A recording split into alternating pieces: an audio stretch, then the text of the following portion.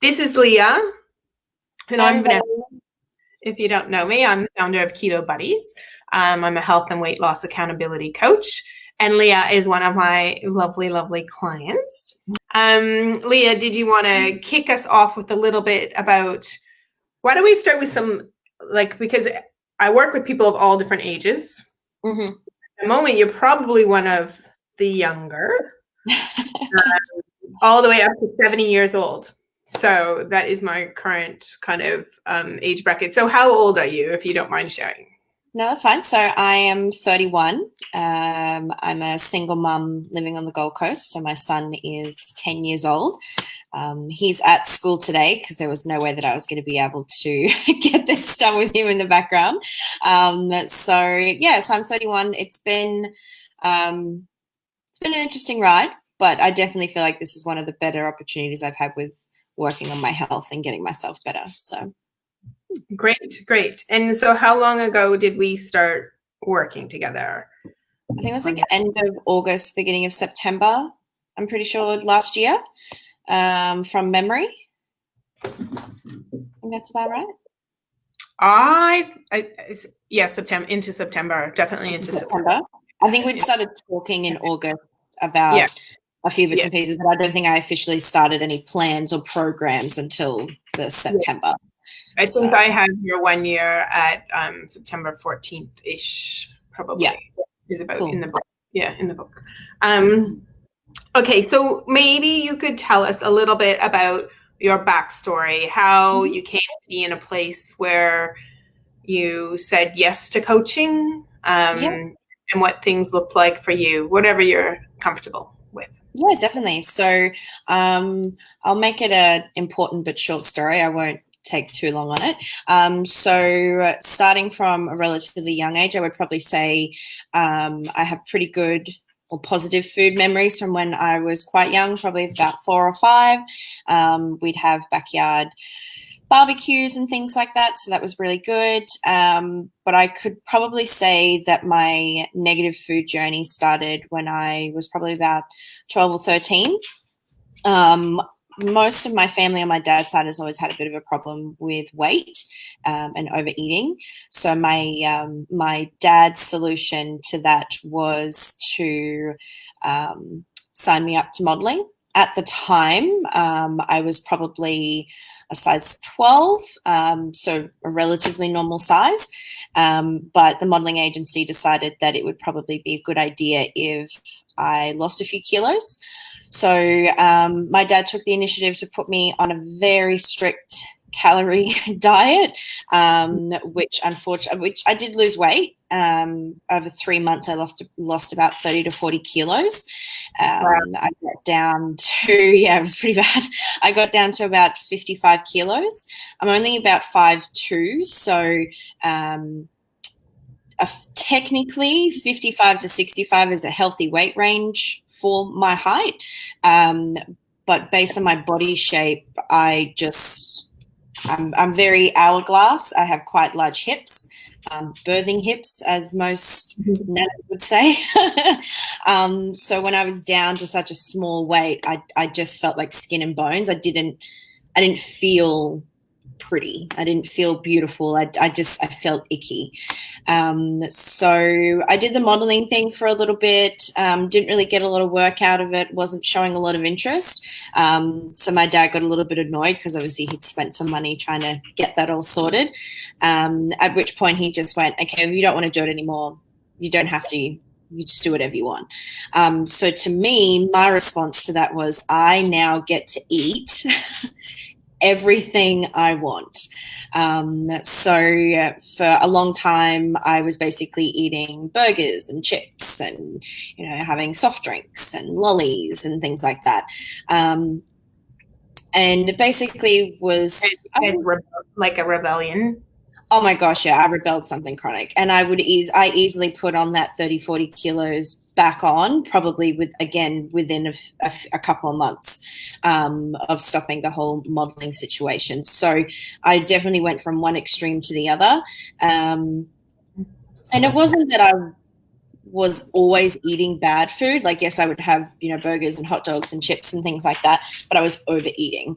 I wasn't stopping when I was full. I was, I grew up with, you don't leave the dinner table until everything on your plate is gone. So breakfast, lunch and dinner, morning tea, afternoon tea while I was at school, like I ate it all. And if I didn't eat it all, then I was in trouble. So there were just a few of those little things that most of us have grown up with that have just kind of really affected the way that I eat food. I tried a few different things with losing weight. I have done from taking medication, so diet pills, if you want to call them, strict calorie diets again, eating up to 6 times a day, living off chicken and brown rice and things like that. And nothing's like, I've kind of always lost a little bit, but then I put it back on and, that kind of stuff. So to be honest, the point at which the two of us got in contact in about August last year, I had basically just gotten to a point where I was like, well, I've tried everything. I've got nothing to lose. If it doesn't work, it doesn't work. Like, what's another go at another diet? I've tried everything else. So that's basically where I was at. I was quite fortunate that while I was pregnant with my son, I didn't actually put on a lot of weight, and I maintained a relatively healthy weight. But unfortunately, I put on a majority of my weight after my son was born. So, which is what I've been trying to get rid of for the last 10 years. So, I just gotten to that point where I was like, screw it. I might as well try something else. If it doesn't work, it doesn't work. And we'll just go from there. Yeah. And does my memory serve me correctly? And you were seeing a doctor that specializes in weight loss as well at the time. Yeah. Yeah. So I was, I've been pretty fortunate to find a female GP here on the Gold Coast who works alongside 2 hospitals, both of which are weight loss agencies for both surgical and non-surgical options to lose weight. That's not originally what I went to her for, but it just so happened to be that that's what she specializes in. So I've been working alongside her and yourself in regards to kind of just keeping a track on things and that kind of stuff. So, yeah. And to date, how is she feeling? You were just there recently, got your blood tests redone and things like that.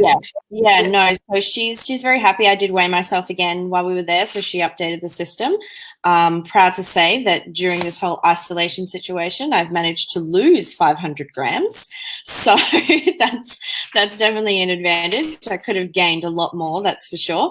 But she's very proud. She can see that I'm smiling more, I'm happier, my skin's clearer. We're not having those same negative or emotional conversations we were having when I first went to her. So she was also able to put me in contact with a psychologist who works with weight loss patients as well. So I worked with her in regards to a couple of things. So no, she's very impressed with how things are going. She's very open and understanding of how keto works, how low carb works, and she definitely does feel that for my particular body type, it's probably more benefit to me than trying a pill or going under the knife and things like that. So yeah, excellent. So I guess if you cast your mind back to the beginning, maybe I guess one thing, coaching in Australia is quite a new thing, where it's a bit more prominent in the US. But like, what were your fears around that, or what were you excited about? How did you feel about kind of embarking on something that was a little bit unknown, perhaps? Yeah, definitely. I think for me, having had like a nutritional coach and a PT and that kind of thing before, I was expecting to be given the stock standard, okay, you eat chicken and brown rice and green veggies, and we're going to do that for the next 4 or 5 weeks, and I want you to train 7 days a week. I was expecting that same kind of conversation that you would normally have with quite a few other people in the industry. Not that I'm saying that you're a bodybuilder, that's probably a good option for you, but I am not one of those people. So to be honest, I didn't have a lot of high expectations because, like I said, I was pretty just kind of like, all right, let's give it a go. If I've got to eat, celery leaves for 4 weeks, we'll do that. And if I lose weight, I lose weight. I was a little bit excited because I hadn't really heard of keto before, or low carb. It wasn't something that I discovered before or dabbled in or anything like that. So that was a little bit exciting to try something different, but I honestly didn't have a lot of expectations in regards to the coaching side of it, because I kind of had coaching along the way, and it just didn't seem very personalized. It was kind of like a one size fits all solution for people. So yeah, I just thought, give it a crack, see how it happens. So what would you say is something that surprised you or different about this kind of experience versus a PT experience versus a nutritionist, as well? I mean, you've had lots of people, as I have, kind of in your life of weight loss journey. I guess a little bit about what's been different for you, what stood out? I think the biggest thing for me is that it wasn't actually around food. I was expecting more on food and less on how to deal with food or how you have your relationship with food and your relationship with yourself. That was probably a bit of an eye-opener. I've never really been good at talking well about myself. Like, unfortunately, most women are. We're pretty good at putting ourselves down. So realizing some of the conversations I was having with myself and putting more emphasis on what I used food for, why I used it, why I thought I needed it, was probably more eye-opening than anything. And the first couple of weeks, obviously, we did talk about food and, the foundations of keto and things like that, but it wasn't the main focus of every conversation that we had. So that I found very different, as opposed to constantly talking about what I'm putting in my body. It was, how my body's feeling, how I'm feeling, how am I dealing with those emotions, which, as much as I'm a pretty open book and I'm a pretty open person and I consider myself an extrovert, that, it was a bit uncomfortable. It's not easy for me to do that and talk about myself that way. So it's been good though. It's been a different way of looking at it. Yeah, definitely. It's different. Do you feel that it's made the difference of sticking to it, for example, like, yeah. Okay. Yeah. Yeah. I definitely think it's different. It's because you're not focusing on, like, I no longer focus on what I can't have, which is what most diets or pills or programs pretty much make you focus on. I don't sit there and go, and I can't have this and I can't have this and, I can't do that and I can't eat this and I can't drink that. I don't, I still have sometimes those conversations with people if I'm going to dinners and things, especially my mum. I've been on it since September and she still asks me, can you have potato? No, mum, can't have potato. So that I still have those conversations, but it's not in a negative way. It's not, I don't say it because I feel like I'm missing out. I'm saying it because I know it doesn't make me feel good. So it's, I'm definitely finding it a lot easier to stick to because I don't feel like I'm missing out. And I think that's where a lot of diet programs kind of fall, is that you feel like you can't have something. So therefore, when you go off the wagon and you eat something that you can't have, you're like, screw it, I might as well just keep going. So yeah, definitely.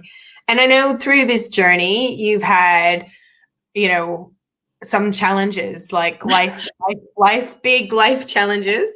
So maybe if you're willing to kind of share about a little bit about that. So that's a little bit earlier in our piece and recently with isolation and work and everything, and just how you feel you've come through those things compared to maybe how you would have before with your relationship with food and your weight and things like that.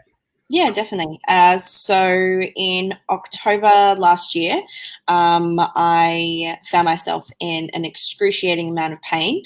I was at work. I had some lunch. You feel sorry. So I was at work and I just finished having lunch, and all of a sudden I just got this really big pain in my stomach. To be honest, I thought I'd overeaten. I was like, good one, Leah. You've just had way too much lunch. But for probably a couple of hours, it just started to get worse. So I decided to leave work. I went to the doctor. I've had words with my lovely GP about this. So unfortunately, I went to the doctors. I wasn't able to see my normal GP. I had to see someone else. And being at the weight that I was and describing to him the pain that I was in, his solution to that was I was overweight. I just needed to go for a walk and walk it off. It was basically just muscle pain. And, you know, because of my weight, it had exacerbated the situation. To me, it just didn't feel right. You know, I've had muscle pains before. I'm not saying that I'm an athlete or anything, for God's sake, but I know what muscle pain feels like. And to me, this just wasn't the same. So within about, I would probably say, an hour and a half of leaving the doctors and picking up my son and going home, I was in an ambulance on the way to the hospital. What they discovered that night, I had a 12-centimeter cyst on my left ovary. I've never had any complications before. I don't suffer from PCOS or endo. You know, I've had ultrasounds before. I get my pap smears. You know, I had no indication, absolutely no indication whatsoever. So what had happened is, because the cyst was so large, it was pretty much at the base of my ovary and on my fallopian tube, and it was so heavy that it was actually twisting, and that's what the pain was. So they did remove it. Unfortunately, I don't have that left ovary anymore. It's dead. So that obviously has reduced my chances of having children, but trust me, if you knew me, one's enough. I don't want to have any more. So had the surgery, was in hospital for a couple of days, managed to eat I would probably say I was eating more low carb than keto. Obviously, hospital food, you really only get a certain amount of options to choose from, but I definitely made sure I chose the good options as opposed to bad options. Got home, was recovering, looking forward to going back to work, because I'm a worker. I don't do this sit at home thing, and was looking forward to going back to work. And then all of a sudden I came down with the worst fever I've ever had. I was shaking and freezing to the point where my hands and my feet, my lips were purple. And then I'd have the sweats where I was literally drenching my bed just with sweat. So unfortunately, me being who I am, was like, I'll just have a couple of Panadol, I'll have a shower, you know, I'll be fine in a couple of days, it'll be all good. And then got to the point where I had to get my mum to go and pick up my son because he was at his dad's, and she came over and pretty much ripped me a new one for not calling an ambulance, because at first she thought maybe I'd had an infection from surgery. So again, called an ambulance, went to hospital. It took them a while to figure out what was wrong. It turned out that it was my liver. So my liver was actually shutting down. They don't understand why at this point. They do have a theory that they think it was just my body going into shock from having the surgery and having so many drugs and morphine and, you know, endone and all that kind of stuff pumping through my body. So, so they basically, there wasn't really anything that they could do. I was just stuck in hospital for 5 days until it got to the point where it was better. There wasn't any more surgery. There wasn't any more medication. It was just, we just have to wait it out. Unfortunately for me, because they didn't know what was wrong and they didn't know whether I was going to need surgery, I had to unintentionally fast for 4 days. But for my body, it made a huge difference. To be honest, I think if I had been able to eat and they'd given me the option to eat, I knew at that point, because I wasn't mentally prepared to go back to hospital, I would have eaten everything that I couldn't have. It would have been so carb and sugar heavy that it would have just been absolutely ridiculous. So once I got out of hospital, I was fine. Well, relatively fine. I had to go and get some blood tests. Basically, a normal liver level is anywhere between 0 to 45, and my liver was coming in at over 700. So it was pretty extreme. Over the last couple of months, it's definitely come back to normal. But yeah, it was a little bit scary, that's for sure. But yeah, like I said, I definitely know for a fact that if I had been in a position where they said, look, just eat, if you need to fast, we'll fast, and we can just go from there. I know for a fact, because my head was in, like, I was upset, I was angry, I was, I just wanted to go home. So all I would have wanted to do was just eat all the chips, all the chocolate. I would have been asking my mum to bring in Maccas every day and things like that. So, yeah, I definitely feel that, knowing, because up until that point, I think we'd only really been in the program, I think it was the 28-day program. So the 90-day program, but I'd only been on for about 4 weeks. So I was already seeing changes to my body. We were already working through some of the more emotional side to it.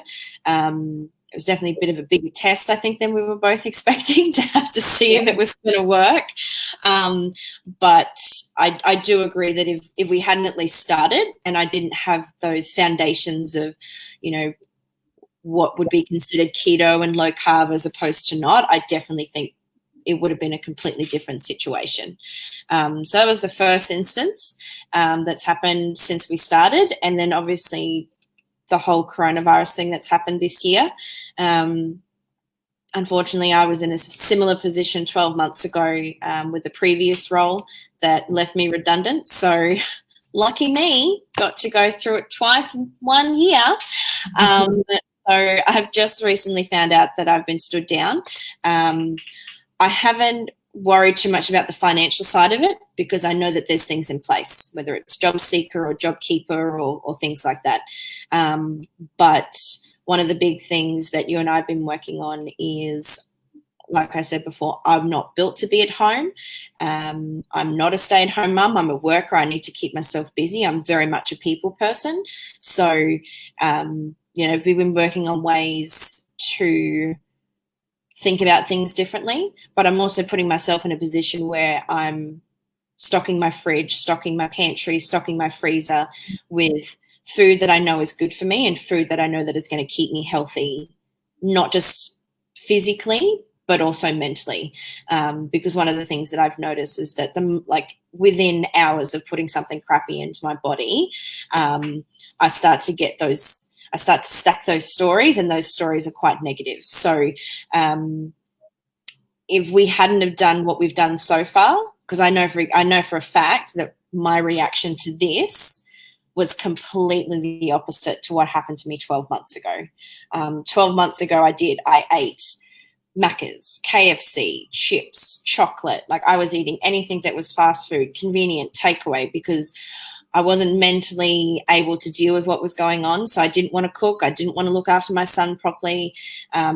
Whereas this time round, instead of reaching for a packet of chips, I'm reaching for, pork crackle, homemade pork crackle that I've made myself, eating fat bombs and drinking more water. I was never really a big soft drinker, which is good for me, but, making sure I'm drinking my water properly, putting salt in my water. So there's lots of things that I've definitely learned over the last 6 months or so that have definitely made it a lot easier for me to deal with it, because, the first time around wasn't fun, whereas this time it's a lot easier to deal with.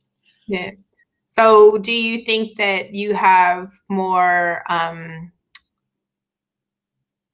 a connection now with the food that you're putting in the body, how you're feeling, and also how it affects your mood? So physically, how it's affecting you, and how your mood is also affected. Yeah, definitely. I think that knowledge has come from what we've worked together on since September. And the biggest part of that is not focusing on the food. It's, okay, obviously the food component is important, but it's more focusing on what happens to me when I put food into my body. So, I definitely feel that is a lot more important to me because I notice the differences. And I definitely feel that knowing how my body reacts to certain food and how my mind reacts to certain food, to me is more important than knowing whether I can have certain foods, I think, for me personally. So at this point in time, do you see this as a diet, or how do you treat this? I definitely don't see it as a diet anymore. It's a lifestyle. My son still calls everything that we eat, are we going to have like a keto burger, or can we have like a keto dinner? But to me, my grocery list, like I don't have to think about what I put into my grocery list now. And it's not that it's not difficult when I go to the grocery store anymore. There's certain aisles that I don't even bother going down. Some of them I still do because my son still likes to have his little treats. But I definitely don't think it's a diet by any means, because I'm not thinking about what I can't have. And I think that's the biggest thing when it comes to realizing that it's not a diet and it's a lifestyle. I don't get up and go, God, I could go for like a big packet of chips, because I don't need it. Yeah. It's not going to make me feel better. So I'm not focusing on what I can't have. Whereas on diets that I've been on before, oh no, I can't have that, and I can't have this, and I can't have that. So, I'm less likely to make it work because all I want to do is have all the things that I can't have. Fabulous. And as you said, you are a single mum, so one income. How have you found the cost of eating this way? What's come up for you? To be honest, I probably spend the same amount because instead of buying everything, so I was buying all the fresh veggies and all the fresh fruit and all of that kind of stuff, I would probably say that my wastage has gone down, but I'm spending the same amount of money because of the food that I am eating. It's lasting longer. So I'm definitely not shopping as often as I was before. And now that I'm fasting, it's definitely making it last longer. But I'd probably say it's around about the same. When I first started, there was a few things that I did have to buy that did bump up the grocery list, the grocery shopping to begin with. But, now that I've got them, and you very rarely have to replace them. Like I've still got an abundance of nuts, an abundance of oils and spices and things like that. So the first couple of weeks were probably definitely a little bit more, just so that I could set up those staples that I had in the cupboard and in the fridge and things like that. But it was also around finding some of the things that I liked. So finding recipes and combinations of food that I liked that I knew were also cost effective. So that's probably one of the biggest things that I've probably focused on more over the last, I would probably say, month and a half, especially now that I'm moving away from keto every day and doing a combination of keto, fasting, and carnivore. I'm finding things that I like. Cost effective or not, cost effective is great, but knowing that I have the options and knowing what I can eat that is going to fuel me, I would definitely say that I'm definitely not spending more than what I was before. In some weeks, I think probably about 2 weeks ago, I realized I got to the end of the week and I was like, oh my God, I haven't done the grocery shopping. Like I need all of this food. And I went to grab a pan, and I'm one of those people, I'll go to the fridge and the pantry and the freezer and I'll look at what I've got and then I'll write down what I need. So I looked in the pantry. I was like, oh, no, that's not too bad. Like I probably, I might get some oil if it's on special or whatever. Looked in the fridge. Oh, yeah, no, that's not too bad. Looked in the freezer. I had an abundance of meat. And I realized there was like 3 things that I needed. And that was because Charlie was going to be going back to school. And that was it. So, some weeks I don't buy anything at all. Some weeks I'll use that money and move over and I'll splurge a little and maybe buy some macadamia nuts or, some nice feta and things like that. But I would definitely say I'm probably definitely spending less in regards to takeaway. That's for sure. Yep. Yeah. And so your dinners, does Charlie eat the same thing as you? Yeah, I'm pretty lucky. Charlie's typical meat and 3 veg kind of man, so it makes life nice and easy for me. I've never been one to cook 2 meals, though. You either eat what I eat or tough bickies, you get it for breakfast. But he loves it. You know, he loves steak and veggies and his salads, and, you know, he loves nachos. Nachos is his big thing, and tacos. And at first, when we first moved over to doing more keto, he was worried that we weren't going to have Taco Tuesday, because that was something that we always did. And I just said to him, no, we can still do Taco Tuesday, or we can do, you know, Nacho Tuesday, but instead of me having the corn chips, Mummy's going to have, you know, Parmesan crisp, or I'll have a taco bowl. And he's like, oh, thank God, because that's like my favorite day of the week. So but yeah, no, he loves it. And he loves it. Like everything. Even he said to me the other day, he goes, oh God, I love keto. And I was like, why do you love it? He goes, because I just get to eat so much steak. Lucky boy, lucky boy. I know, right? I mean, he's eating real food, which is important, right? So yeah. packaged stuff. And so I guess, what's one misconception, if you were going to share something, you know, that's come up for you, or that you would have thought before and somebody might be thinking, or thinking of low carb or thinking of keto? What's kind of either one misconception or, you know, a helpful tip, or what's your advice in regards to that?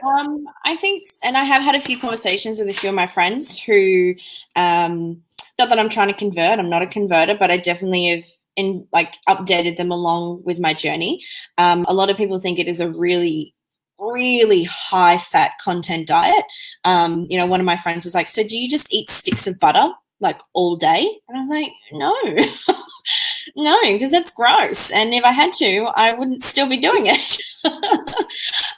So I think there's definitely a bit of a misconception with a couple of people that I've spoken to in regards to like that level of high fat or good fat. Like I get all my fats from, I still use a bit of butter, especially when I'm eating meats that don't have a high fat content. But I get a lot of my fat from like my cheeses and avocados and sour cream and, you know, my cream and things like that. So that was probably a bit of a misconception that a few people had, that it was going to be heavy on the fat. But I've definitely changed a few people's minds, and a couple of the things that I have made with my dad, who, as you can all tell from the beginning of the story, wasn't great with my relationship with food. I can now tell you that him and my stepmom are on the keto train. So who would have thought? Suck eggs, Dad. I taught you something. But yeah, it was just a matter of, I don't know, I think just changing perceptions for certain, like for people. Like I can still eat 90% of what I ate before, but now I'm just eating better quality. You know, I'm eating better quality food, and better quality food for me, that suits me. And I think that's, you know, that's a big thing that I've tried to get through to people. I can still have salad. I can still go out to sushi. I can still have Mexican. Like I can still have a social life. I can still go out and eat. I can still go out and enjoy the company of other people and go to restaurants.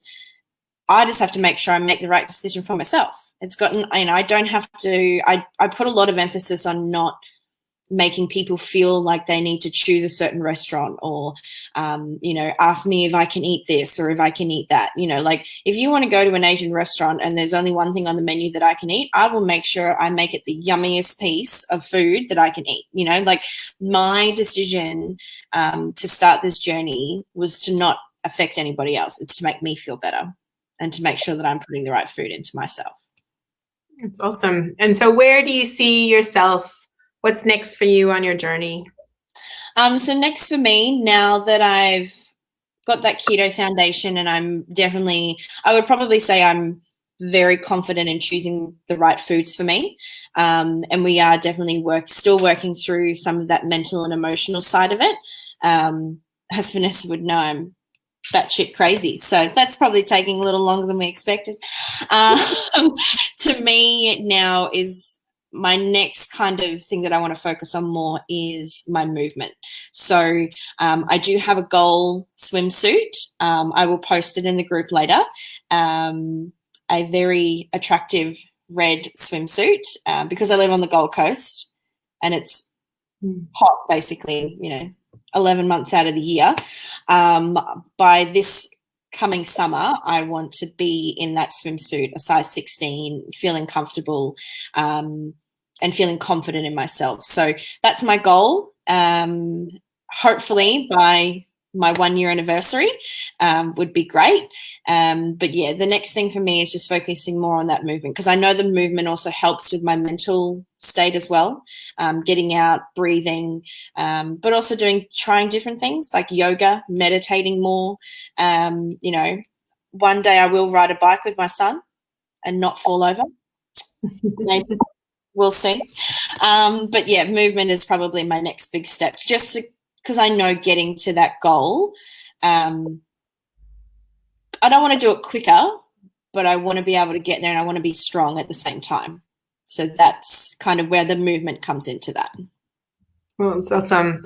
Well, for me, I think you've come so far, because it's not just about a number on a scale. And like I said, like Leah said, she actually has to go to the doctor to weigh herself. She doesn't have one in her house. So we go by clothing, and she posted a picture of her lovely favorite blue dress the other day, and it's too big. And you've achieved all of this during, this period of time where you've had some real life struggles with the hospital, and that set you back for energy and everything like that as well. And then, with the virus, and you're still winning, which is awesome. And, you've had great gains in your mental strength and anxiety, and, your doctor is happy with you, which is awesome as well, and supporting you, which makes it always easier. Definitely. But I think I'd like to just congratulate you on everything you've achieved so far. And I know you have much more to come. And to thank you, I think that one thing that you've done is you keep yourself accountable. Yeah. We have weekly sessions, and we have our group, Monday night group community as well. But, staying accountable and visible in the group, one helps you to stay accountable, and helps, I think, definitely inspire other people to think about what they're doing in their day, and how that they can move forward as well in their health journey. So thank you so much. And thanks for chatting. I mean, this is something different. Hopefully people, if you watch it back on replay, everybody, it'd be great to see your comments and give Leah some support and love. And thank you so much. It's been good. Hopefully. Yeah, thank you so much. It was a good opportunity to kind of put it out there, and hopefully it helps some other people to dig a little deeper or answer some of those questions that they're finding a little bit harder. If anybody does have any questions, let me know. Like Vanessa said, I'm a pretty open book, and I'm here not as once I get to my goal weight, that's it. I'll always be a part of the community. It's definitely something that I want to continue to be a part of. So, it's a lifestyle. It's definitely not a diet. And if it is a diet, it's one of the easiest diets I've ever been on in my life. That's good. All right. Well, have a fabulous Monday. I know you've got things on your agenda to do. I'm really proud of you. Okay. Thanks, Leah. Yeah, bye, everybody. Thanks for watching. Thank you. Bye.